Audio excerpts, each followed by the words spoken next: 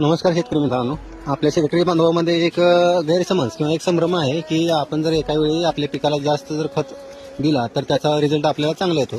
तर काय होते, बऱ्याच वेळा बऱ्याच शेतकरी काय करतात, त्यांचे पैशाअभावी असेल किंवा इतर दुसऱ्या कुठल्या अडचणी असतील तर त्याच्यामुळे काय करत असतात, मशागतीपूर्वी एक रासायनिक खतांचा मोठा डोस देत असतात.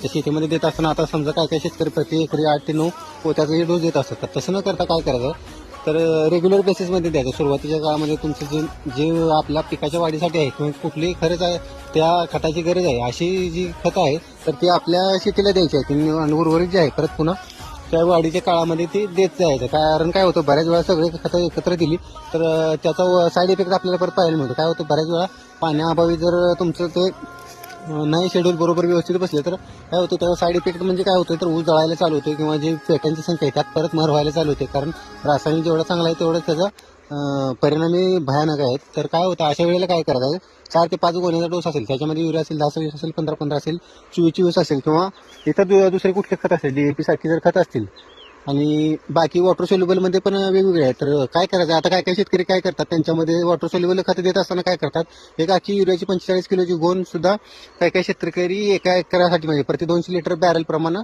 सोडत असतात. तर त्याच्यामधून ते आपल्या शेतीला तेवढं जात नाही, कारण काय होतं, ते डायरेक्ट आपल्या मुळापर्यंत जातं. आणि खरंच ती आपली पिकं तेवढं घेतात का, तर ती पिकं जी आहेत तर ते आपले घेतच नसतात. कारण का, त्याची एक स्टँडर्ड नत्राची किंवा याची मात्रा किती आहे, तर 10 ते 15 किलो मॅक्सिमम आपण प्रति 200 लिटर प्रमाणे देऊ शकतो.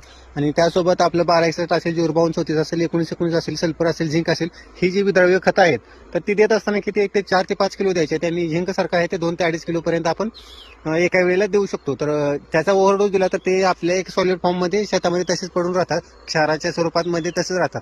त्यांचं परत काय होतं, विघटन होत नाही. आणि असं केलेला जो खर्च आहे तर तो वायफळ जातो. तर काय करायचं आहे, 15 ते 20 दिवसाच्या नंतर आहे ते शेड्यूल परत आपण काय करायचं, रिपीट करायचं. त्याच्यामुळे काय होतं, एकाच वेळी जो होणारा आपला खर्च आहे तोही टाळला जातो आणि त्याचा जो रिझल्ट येणार आहे तोही आपल्याला परत जर असं रेग्युलर बेसिसवर केलं तर तोही आपल्याला परत चांगला येत जातो. जेणेकरून आपलं जे शेड्यूल आहे शेतीचं तर व्यवस्थित बसलं जाते आणि आपलं जे काय म्हणा त्याला उत्पादन आहे तर ते रेग्युलर बेसिसमध्ये वाढत जातं. आता दुसरं काय होतं, आज मी सेंद्रिय खतामध्ये जर तुम्ही सेंद्रिय खत भरत असाल तर सेंद्रिय खतामध्ये तुम्ही त्याचे डोस जरी जास्त दिला तर त्याचा एवढा काय साईड इफेक्ट होत नाही. कारण सेंद्रिय खत जो आहे तो लागू व्हायला कमीत कमी 1 महिन्याच्या नंतर पुन्हा लागू होतो आणि तो 6 महिने ते 1 वर्षापर्यंत परत त्याची जमिनीमध्ये जी आहे तर ती म्हणजे आपल्या पिकांना पोचत असतं एक प्रकारे. त्याच्यामुळे काय करायचं, फक्त रासायनिक खतं आणि जी वॉटर सोल्युबल आपण विद्राव्य खतं जी देत असतो ड्रिपच्या मार्फत, याच्यामध्ये करताना फक्त त्याचे योग्य नियोजन जुळवून करायचं, जेणेकरून आपल्या शेतीला त्याचा साईड इफेक्ट होणार नाही. धन्यवाद.